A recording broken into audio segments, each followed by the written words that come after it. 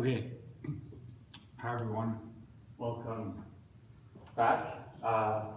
So today I'm going to be talking about chapter 9.4 in the textbook. It's about tests for convergence. So there's a lot in this chapter. It's kind of a big chapter in a way.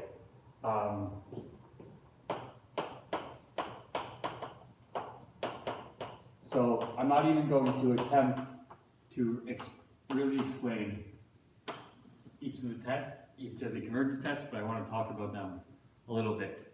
So luckily, you've already seen some of these have analogies for integrals. Remember, at some point we discussed that if we want to know if an improper integral converges, we can compare it to another improper integral. So for a series, there's a similar test, also called the comparison test. So now I'll just write out what the tests in this chapter are. So there's the comparison test. There is also something called, which is similar kind of the limit comparison test.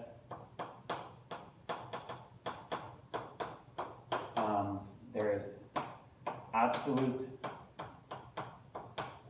convergence test, and there is the ratio test. There might be another one. Yeah, there's also 5. There's also the alternating series test.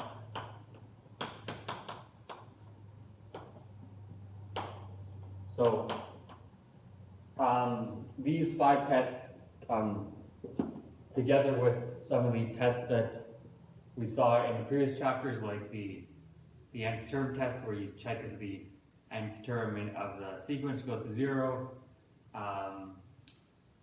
and maybe 1 or 2 more. These basically encapsulate all of the basic tests for convergence for series.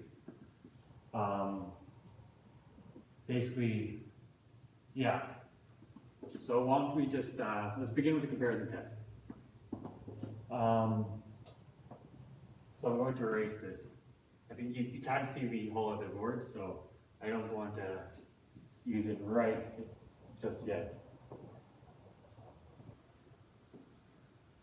So the comparison test, I'll go really quickly because it's analogous to the comparison test for integrals. It says that if you have, comparison. So this is all in the textbook, and this is another reason why I'm going over it quickly. If you have two non-negative sequences, a and bn, such that for all n we have these inequalities, so an is smaller than equal to bn for all n, and they're both positive, then if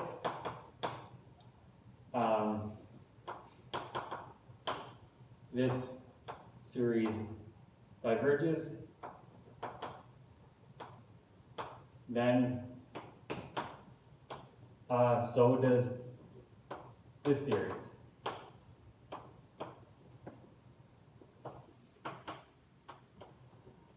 Right, so this makes sense because bn is always greater than or equal to an. So if this diverges, that means since they're positive, all the terms, this is going to infinity, which means this is also going to go to infinity. On the other hand, so that's part 1. Part 2 says that if the bn series converges, then so does the an series. So then so does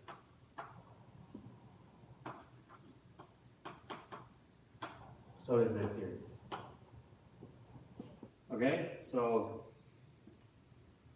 I think that's simple enough. May I just do a quick example, a very quick example to in case anyone is confused right now.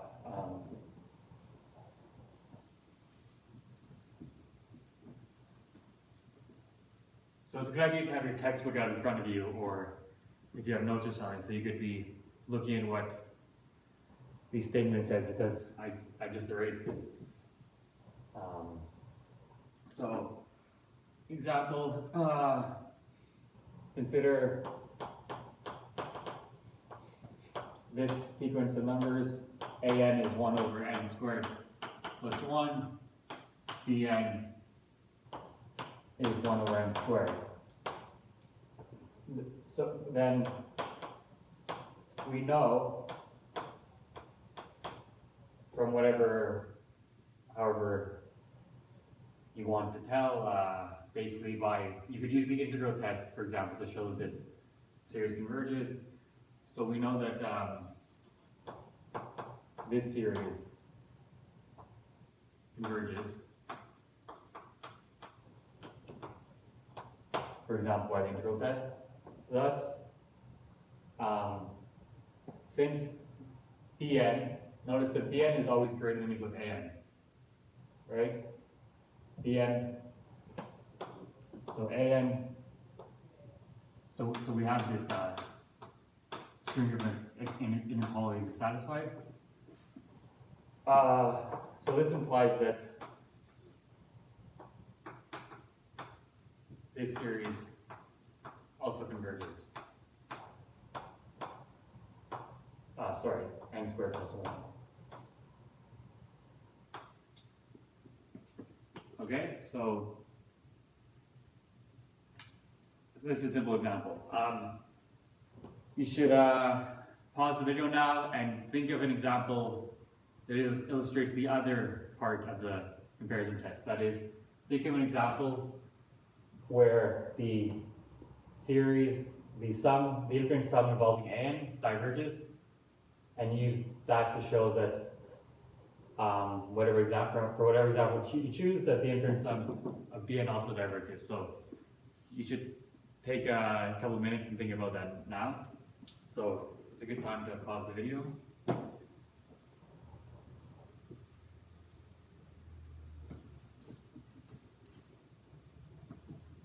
Okay, let me see what time I'm at. It is almost 8 minutes. So let's see, dun. So I'll do a limit comparison test.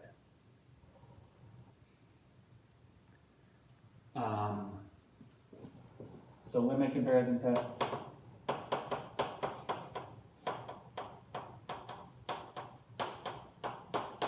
So this says if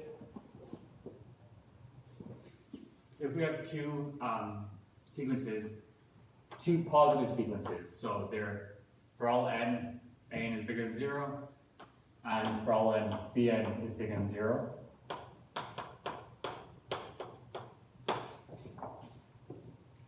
Then if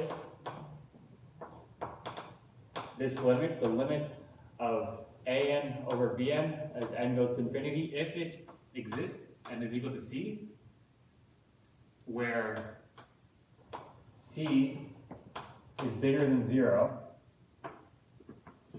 then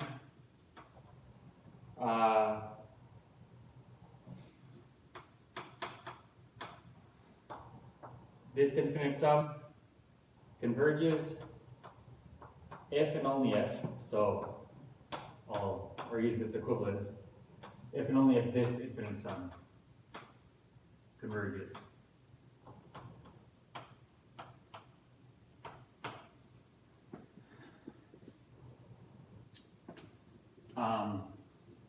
So basically what this says is, if this converges, then this converges, and if this converges, then this converges. In particular, what this also implies is that if this series diverges, then so does this series. And if this series diverges, then so does this series.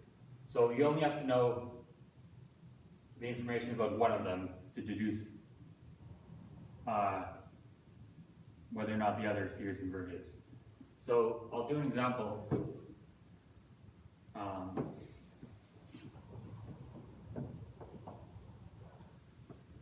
So let's go back to the previous example. So an is 1 over n squared plus 1.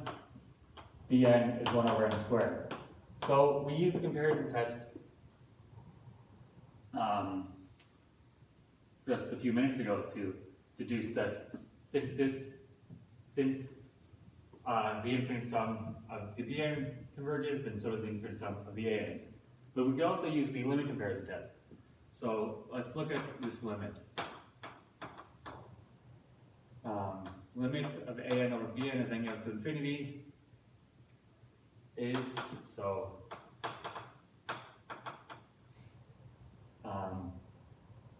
you could compute it and you get that it's equal to n squared over n squared plus 1, and this limit is just 1.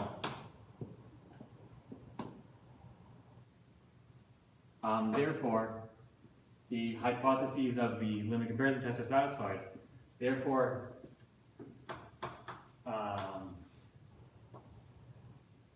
since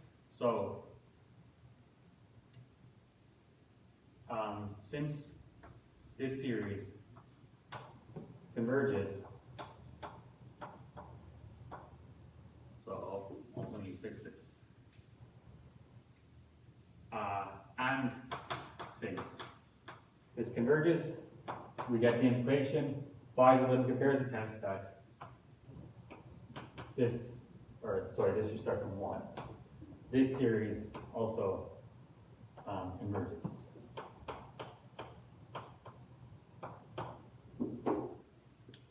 So this is an example where both the comparison test and the limit comparison test can be used. Now they can't always both be used, but sometimes they can. Sometimes there's more than one test available.